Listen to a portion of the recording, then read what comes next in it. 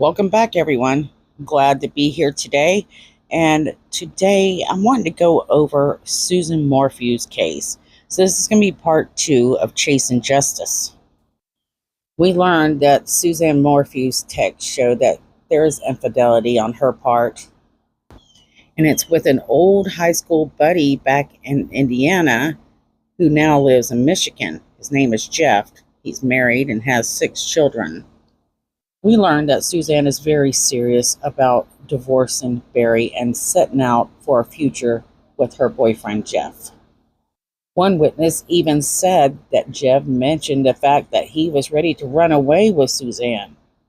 That's back in August of 2019. That's 9 months before she disappeared. In a text message, Suzanne says, "I feel no peace when he is here. I don't know what to do. I don't feel safe around him. He's lost my trust. He will do anything to come out looking good." These words that she wrote in a text give you a glimpse into Suzanne's thoughts before May 9th and 10th. Suzanne is afraid, and she realizes that her husband is manipulating everyone, and to do so for trust. But Suzanne has lost complete trust in her husband, Barry. Now we know that their 2 daughters have come in and out of this house, but one child is living there for sure when all this begun. They were beginning to become empty nesters. According to text and witnesses, Suzanne said Barry was good at pulling his daughters into their arguments. She wrote, "He pulled the girls in and told them everything that day. Macy mentioned us separating today or divorcing. She wants us happy. She's tired of this tension. SIC. He plays the hurt one." It appears that Barry likes to cause concern, distribute hurt and pain for attention and support for himself. In other texts, Suzanne writes, "It changes like the wind as usual. Long text this morning of an apology and declaration. It's sad. I feel bad. I don't want to cause him to have to do this. There's just become a point that the reality of what's never been there is sobering. And I've accepted what is. He can't change the core person, Makes me wonder what the young me was thinking. I was a broken girl just looking for stability and no confidence in who I was. He thinks that we are great as long as he keeps getting what he wants. I have regrets, but Mel and Macy are the sweetest parts to this. No mistake there." So basically, she married the guy that she thought she loved, but it turned out that all this time, Barry wasn't the guy she thought he was. And she was always concerned about him cheating. She has said that multiple times. Several of the texts mentioned that, how he's away from home quite often. So is she lonely? She hints the source of some of this would be money stuff. Then she mentions how it's sketchy. She texts her friend for an opinion. He come home when the girls are gone, and he won't speak of divorce. Beg him for another chance. I'm so torn. But my heart, I know who he is. Suzanne clearly doesn't want to keep forgiving him for so many mistakes and hurting her so often. She says, Barry threw the 70 times 7 at me. In other words, she's saying he's using scripture in order to try to convince her into remaining in this marriage. If it is true, and Barry is this manipulative husband, he's talking to other women while making his kids believe that he is the victim here.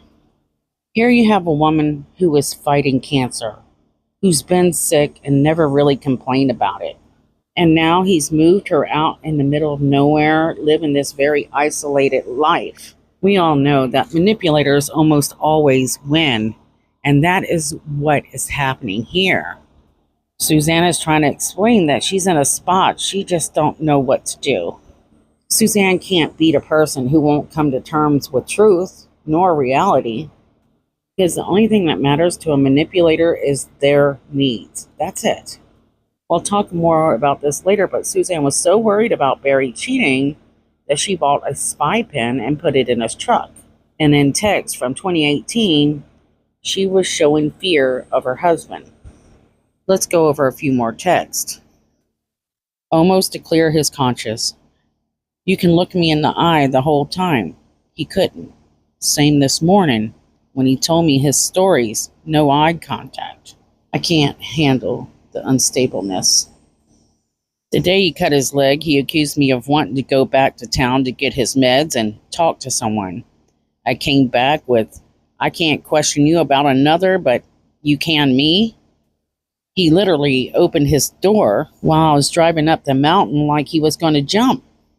His usual tactic when I bring up another. Then he pulled the girls in and told them everything that day. I lost all respect for him that day.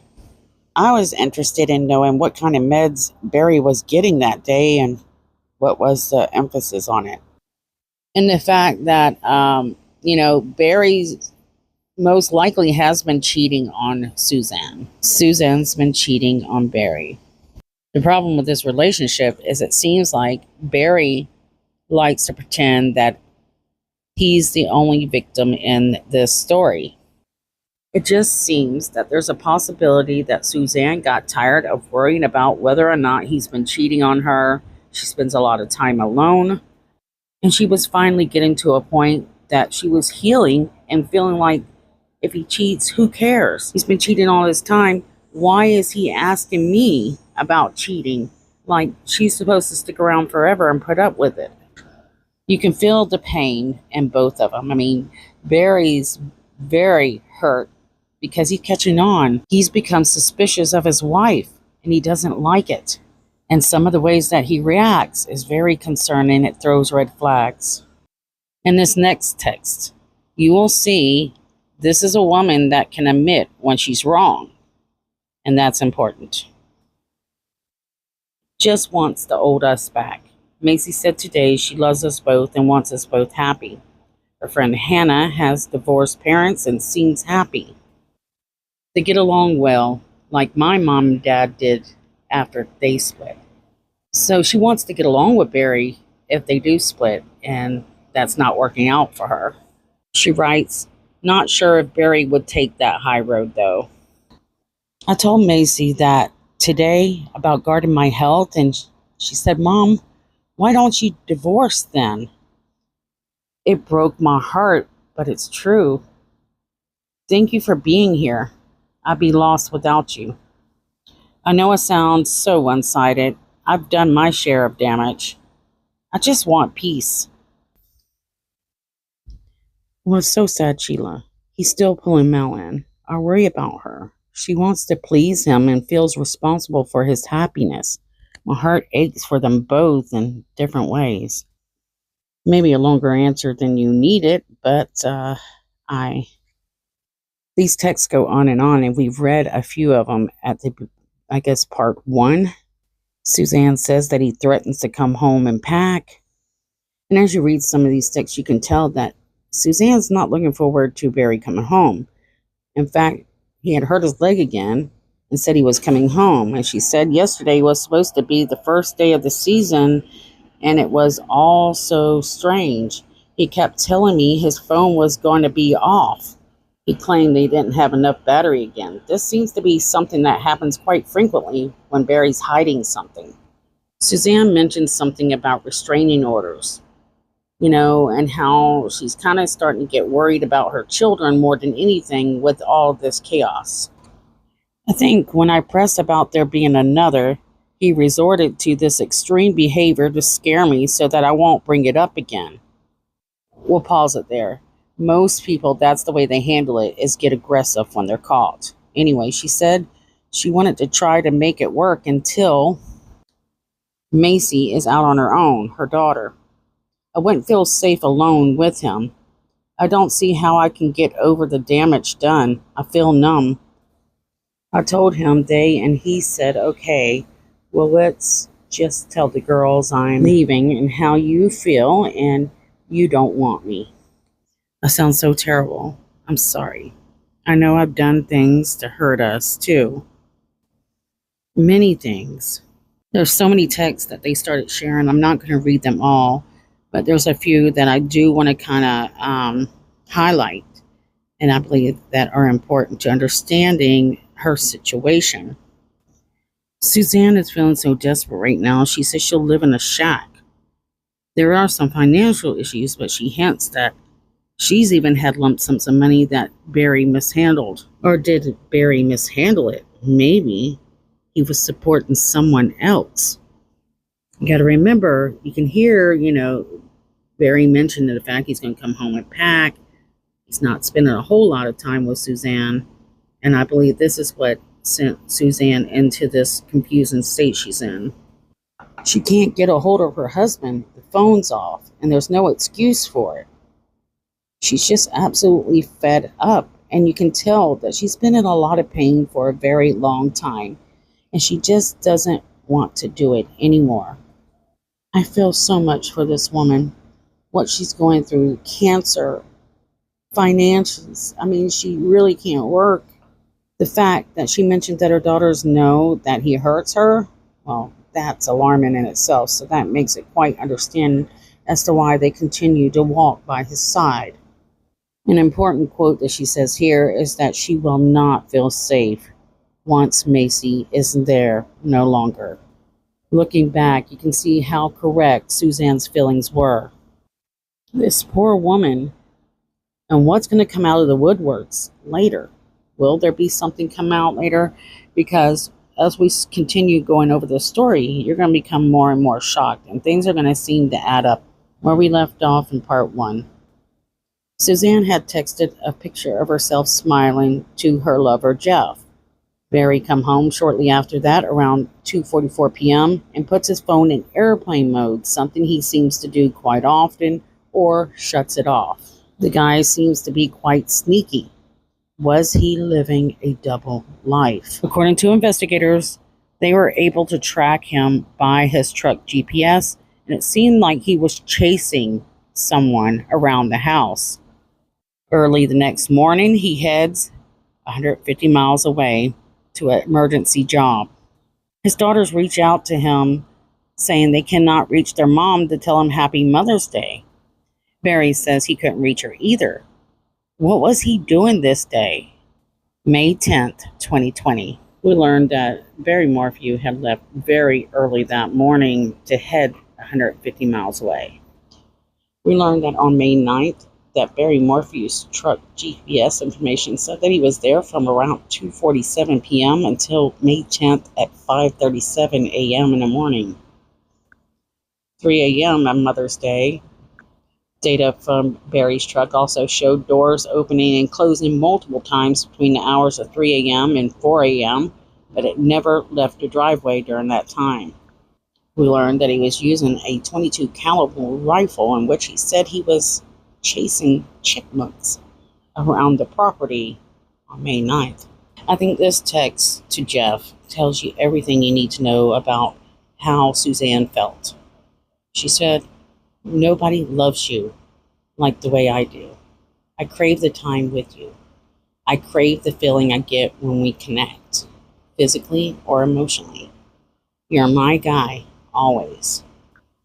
But realize this before we move any further, that investigators wouldn't know about this guy, Jeff, until 6 months after she goes missing.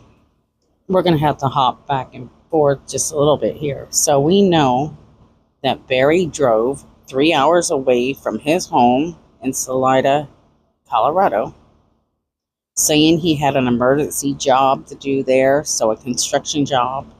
Investigators find out later, according to the GPS and sensors on his truck, he made 5 trash runs. His first stop was at a bus station trash can. Morphew then disposed of trash behind the Holiday Inn, where he then checked in and changed his shirt. He then went to McDonald's and Men's Warehouse. Barry spent about 40 minutes in the clothing store parking lot. By that afternoon, Morphew was back at the hotel, where he was seen dumping a large trash bag and a camouflage jacket, what appeared to be an empty tree planter as well. Interestingly enough, the sensors on his trucks indicated that the driver's side and the passenger side doors opened at each stop.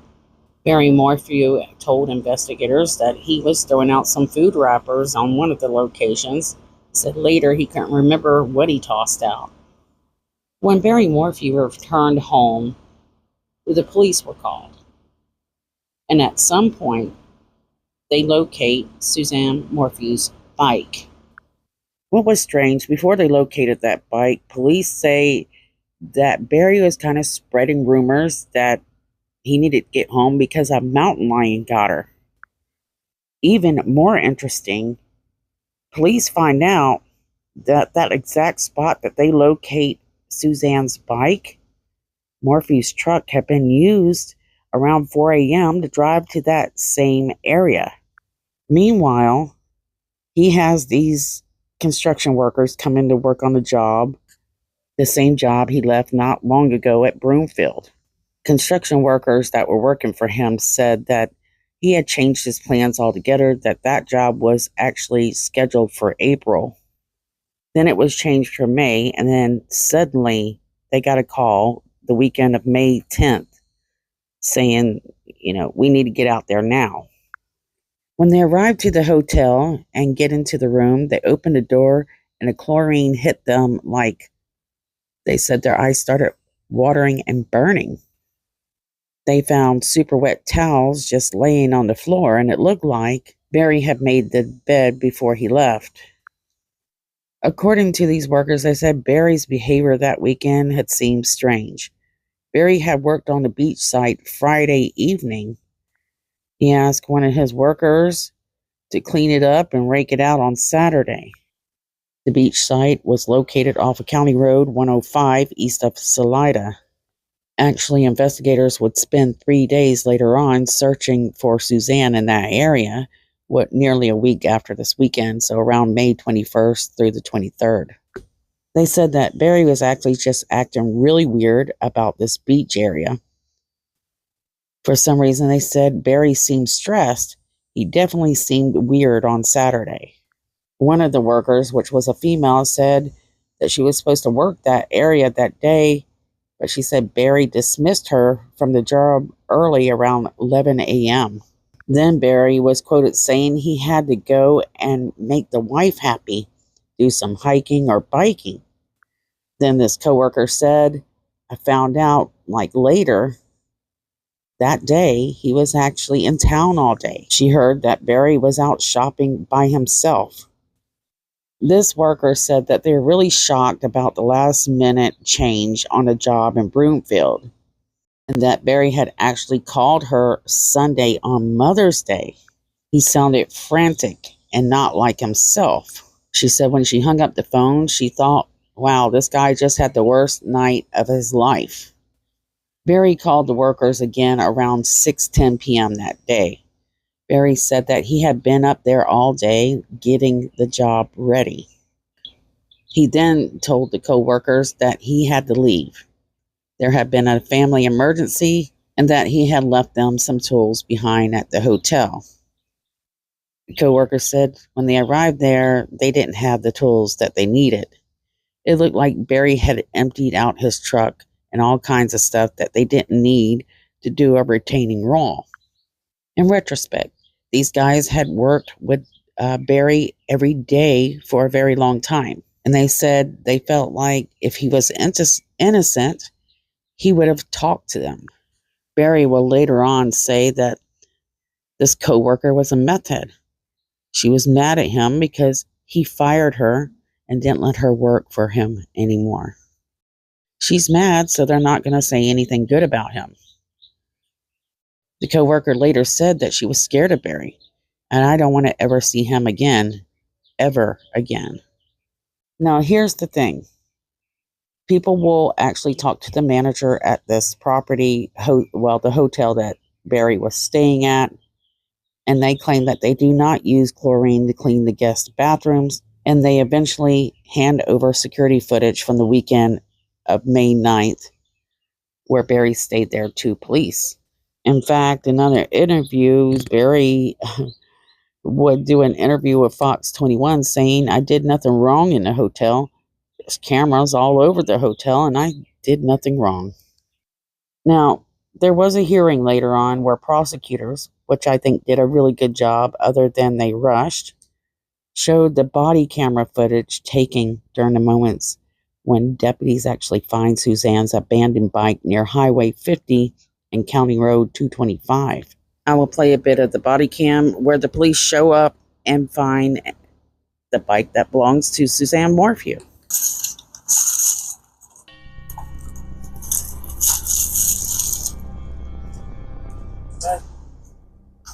Maybe see if you get that up to the road and then put the serial number or call the husband and see what kind of bike she has.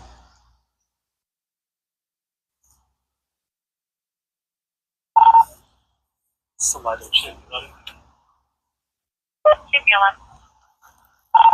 Can you try to call the husband and see what type of bike she has? Right now I'm standing in Santa Cruz.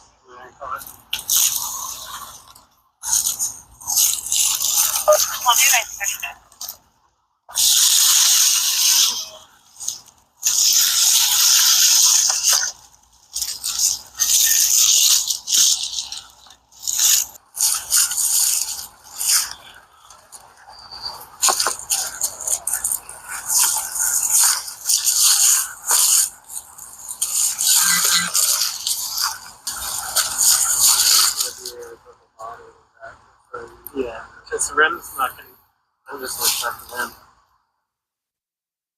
It's not bent. What is it? Wrong broadcast. It's a big warning.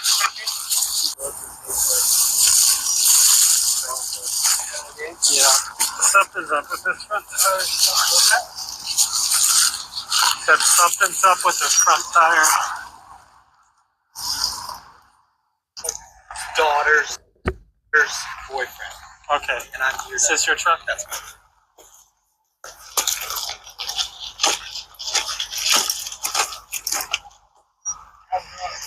Are you? Okay, so I'm the daughter's boyfriend. Okay. And I'm here. Is this your truck? That's my truck. Somebody should have known that. So you haven't seen the mom at all, have you? Yep, so the two daughters are gone right now at the moment. The dad is in Denver for a job, and they text her because of Mother's Day, and they haven't heard. The text never went through, like it never delivered since this morning. And she's a big mountain biker. She normally takes her car, and her bike's normally in the back of that. It's gone. Was this open when you came? The neighbor was here that opened it, and then she shut it. She went back to her house. Her house is right over there. Okay. And then I came back and I opened it to come in the house. Yeah. Have you looked at the house? I have, yeah. Looked through everything? Yes. Alright. What time did you get here? 6 o'clock, and then I went all the way up Reassessing. She's road up there. And I just drove the main road, couldn't find her, and then there's a couple spots that I could check, like trails and stuff. But I wanted to come back here to just, like, check back in and stuff. Okay. Has she ever gone up 225? Colorado Trail right there? Like, you know the big hill once you come off the highway? Well, she hasn't, and I haven't checked there yet because that climb at the beginning is really hard. Yeah. And I think that it would be out of characteristic for her to do that. But I mean, someone needs to go there, I think. Why would you say it is like uncharacteristic? Well, because it's kind of a crazy, it's kind of a crazy climb to get up there. It's like when you start riding. Yeah. Do you have a driver's license? Yeah. It's a his daughter's boyfriend. And he's saying it'd be out of ordinary for her to travel up that way. So you got her bike up there? Wait, where did they find her bike? The bike's leaning up against the shirt. Yeah. Do we know what she was wearing? Reference to jacket. I know what she usually wears when she goes riding. She has a couple different sets of clothing in terms of what she wears riding, so I'm not sure exactly what she put on today.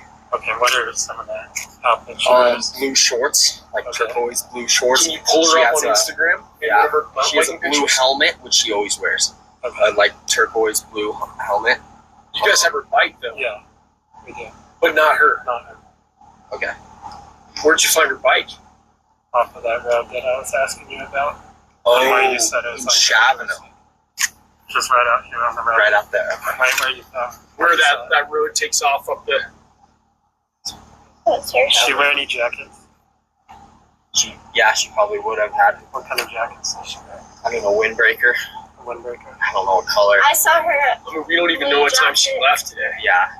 But they have cameras. They have cameras, but they've been out of commission for a while. Hey, Eleven, can you get a list of some of the So her trails that bike she was could be close to the road. That way, if we get search and rescue out here, they can focus on those. Yeah, I'm working on that right now. What were some of the... Do you live in an area? No, he dates. Right. Yeah, so he called you and let you know. Well, we were talking to their daughters on a road trip. We were talking to them downtown. Okay. And then I said, yeah, why don't you run up there and see if you can't find her. And so then once he'd been gone a while, I drove up here. I know this is a weird question, but do Barry and Suzanne get along pretty well? You can answer your own. You know, I think they've had some problems. Okay. Yeah, in the past. Like, just normal. Normal husband and wife type deal. Do they, like, talk about separating or anything They like have, yeah. I would, yeah. that? And you know this through... Through Macy. Yeah, I'm very Macy. close with her. Yeah, it's important that you I know. tell them anything that you know like that. Yeah, and he is in Denver for a work job. He's a landscaper, and he's got a big job in Denver. That's where he's at right now. Okay. And Macy and the older sister Mallory are on a road trip. They're really.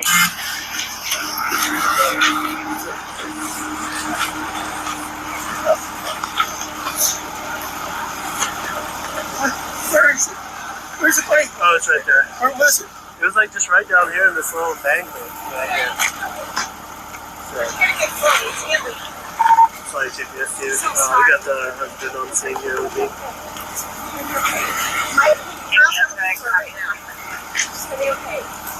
I'm here with my daughter. She's at Barry's Oh, house. okay. Alright, yeah, you can go down there. Was it a crash? I mean, the bike looked, the way it was laid, it kind of looked like it, but there's not really that much damage to the bike. That's the thing. Lion? Yeah, it was a lion. No, a lion? Mountain? I didn't see anything that was. I didn't see anything, and they're not letting us go to the side. Because we're getting attracted. Bringing dogs. Found her bike right Just here. right down in here, Do you yeah. know where my husband and son are? They're Yeah, Probably went down to Boom. yeah. So, okay. and Bear, just I know this is tough right now. Do you mind if I just get a driver's license for our report stuff? Search and rescue's on their way.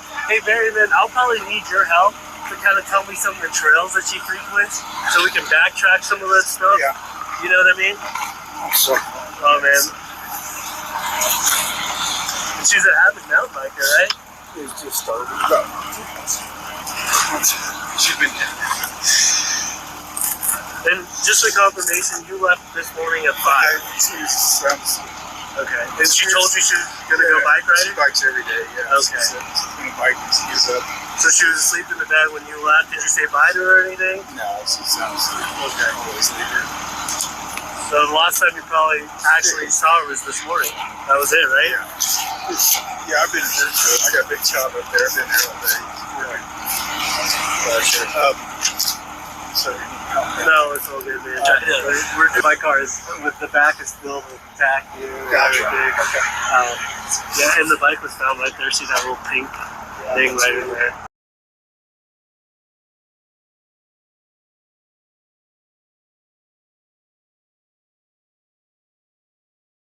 Here, somebody wouldn't easily, you know what I mean? Just because it was like literally like right down. It was this. I mean, if we saw it coming in, somebody would have definitely seen it too. You know.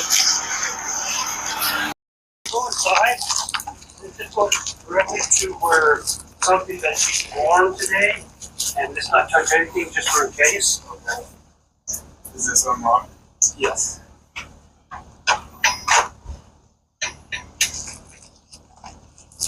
Let's do it that this way.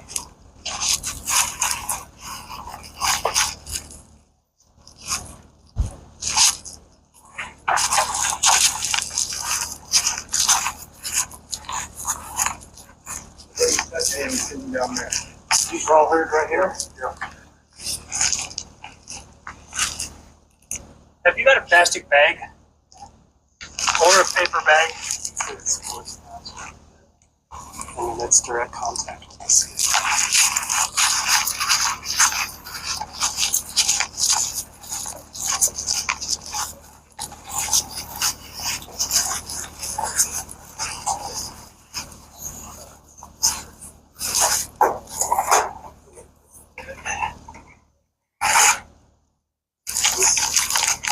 No, we should just be fine. That's why.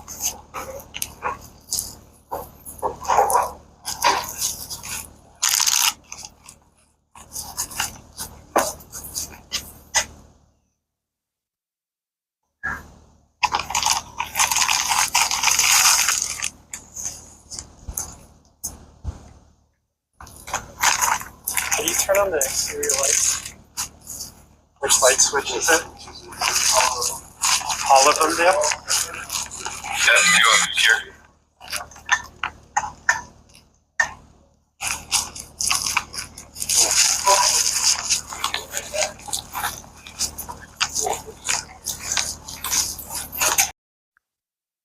So you got to remember, this is probably the first time Barry really had a chance to walk back in this house where most likely this horrific event happened.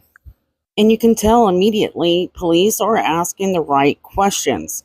Did they have any kind of marital problems? And like I said, the demeanor of Barry Morphew during this time is not a man that looks very concerned. I need to go out there. I need to go look for her.